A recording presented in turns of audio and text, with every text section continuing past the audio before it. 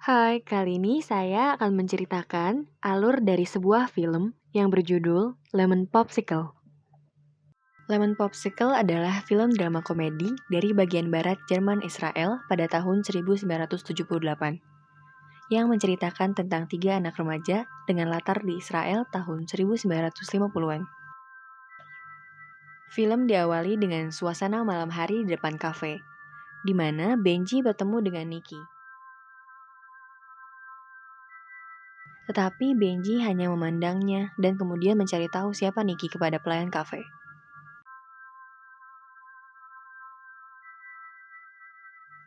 Benji, Bobby, dan Huey adalah tiga remaja yang sedang mencari pacar.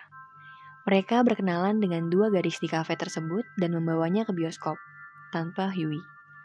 Mereka masuk ke bioskop secara diam-diam, tetapi mereka diusir oleh petugas bioskop dari tempat duduk karena salah tempat duduk. Di bioskop, Benji kembali melihat Nikki sedang duduk di belakangnya. Tak lama kemudian, mereka diusir kembali dari tempat duduk dan dikeluarkan dari bioskop karena mereka tidak punya tiket. Di sekolah, banyak sekali kenakalan remaja yang mereka lakukan seperti mengintip ruang ganti perempuan sampai mengadakan kontes aneh. Benji melihat kembali Nikki di sekolah dan mengetahui nama dan rumahnya dari Huey. Keesokan harinya, Benji sengaja datang ke rumah Nikki dan mengempeskan ban sepeda Nikki agar dapat berkenalan dan menawari berangkat bersama ke sekolah. Sampai di sekolah, Benji mengajak Nikki pergi pada malam nanti tetapi Nikki menolaknya. Malam hari, Benji bersiap datang ke pesta. Pesta sangat meriah, orang-orang sedang menari dan berdansa. Benji datang dan bertemu dengan Huey dan melihat Nikki sudah menari dan berdansa bersama Bobby. Benji terlihat sedih karena Bobby adalah pria yang sering mempermainkan wanita. Bobby mendatangi Benji untuk memperkenalkan Nikki dan Martha, temannya Nikki. Kemudian, suasana pesta berubah menjadi lebih romantis dengan diiringi musik dari Paul Anka. Benji hanya memandang Nikki dan Bobby yang sedang berdansa mesra sambil merokok dan meminum alkohol. Pandangannya tidak lepas dari Nikki dan Bobby. Sampai pada saat Nikki dan Bobby berciuman, Benji semakin merasa sedih dan semakin mabuk karena kebanyakan minum, sehingga tertawa sendiri bertingkah tidak jelas dan akhirnya pulang ke rumah. Kegiatan Benji selain sekolah adalah menjual dan mengantarkan es. Saat mengantar es ke apartemen Stella, Benji sadar bahwa Stella merayunya. Stella adalah seorang wanita parubaya yang sering ditinggal suaminya berlayar. Stella kemudian mengundangnya untuk datang kembali ke apartemennya. Benji mengajak kawan-kawannya, yaitu Bobby dan Huey, untuk datang ke apartemen Stella. Dan Stella merayu mereka untuk masuk ke dalam kamar, tetapi kemudian suaminya muncul dan mengusir mereka. Pada suatu malam, ketiga anak laki-laki itu menyewa seorang PSK untuk melepas keperawanan mereka. Tetapi, karena mereka tidak menggunakan pengaman, mereka terkena penyakit kelamin. Mereka berobat bersama-sama dengan rasa malu untuk menceritakan apa yang sudah mereka alami. Suatu malam di kafe biasa, Benji datang mencari Nikki. Dia diberitahu temannya dan Huey bahwa Nikki dan Bobby sedang berjalan-jalan di pinggir sungai. Kemudian, Benji menyusul ke pinggir sungai mencari mereka berdua. Benji tidak dapat menemukannya karena mereka sedang bercinta di dalam perahu. Dengan kecewa, dia kembali ke kafe. Bobby datang ke kafe dan menyapa Benji yang sedang sendiri, kemudian memberitahu Benji bahwa dia telah menyetubuhi Nikki. Dengan sangat kecewa, Benji pergi dari kafe menuju rumah, membanting sepedanya dan meratapi apa yang baru saja terjadi. Waktu perpisahan sudah dekat. Sekolah mengadakan pertemuan di aula untuk persiapan camping bersama sebelum kelulusan. Benji melihat Nikki baru saja masuk ke aula, kemudian Nikki berdebat dengan Bobby, lalu keluar dari aula. Benji mendatangi Nikki di luar dan menanyakan apa yang sedang terjadi. Nikki memberitahu Benji bahwa dia hamil.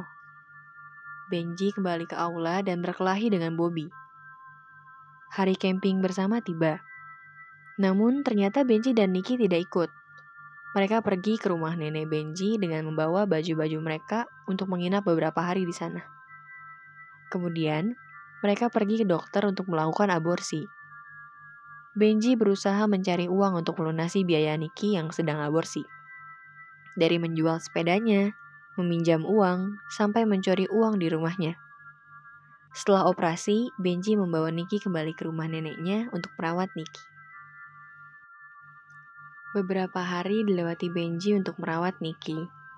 Benji menyatakan dengan kalimat yang berulang-ulang bahwa dia mencintai Nikki.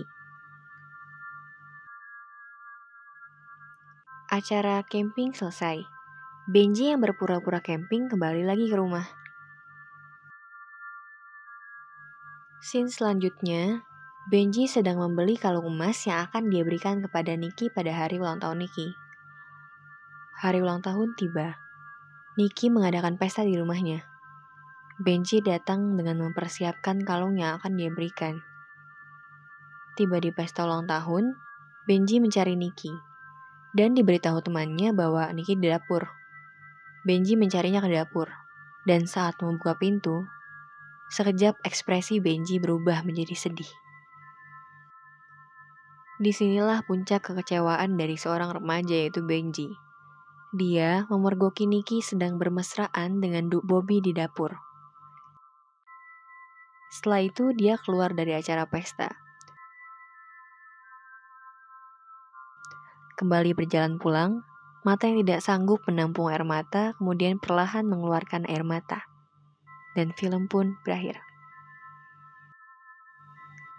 Lemon Popsicle pernah menjadi salah satu film paling terkenal dan paling sukses dari Israel. Bahkan dinominasikan untuk Golden Globe dalam kategori film berbahasa asing terbaik. Tetapi pada saat ini tidak banyak penggemar yang tersisa. Pengarahan yang kaku, yaitu gerakan kamera pasif, situasi yang tampak palsu, dan aktor yang pucat lebih mengganggu pemirsa daripada menghibur mereka. Dan satu-satunya hal hebat yang dilakukan penulis adalah pilihan musik. Pemirsa konservatif tidak boleh terlalu tersinggung hanya untuk beberapa adegan erotis di mana tidak banyak yang ditampilkan.